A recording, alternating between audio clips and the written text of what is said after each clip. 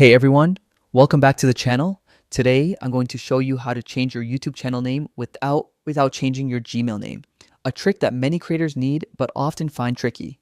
By the end of this video, you'll know exactly how to do it, step by step. First, open your web browser and head over to www.youtube.com.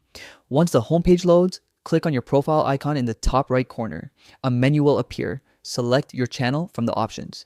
Now that you're on your channel page, look for the Customize Channel button.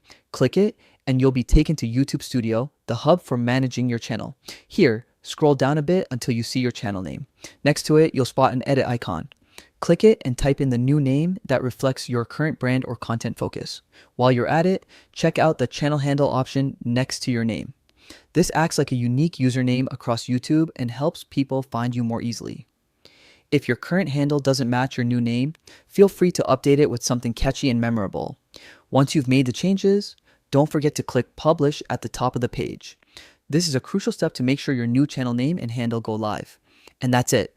You've successfully updated your YouTube channel name without affecting your Gmail account. After updating your name, you might want to refresh your channel art or content to match your new identity. Consistency across visuals and messaging makes a stronger impression on your audience.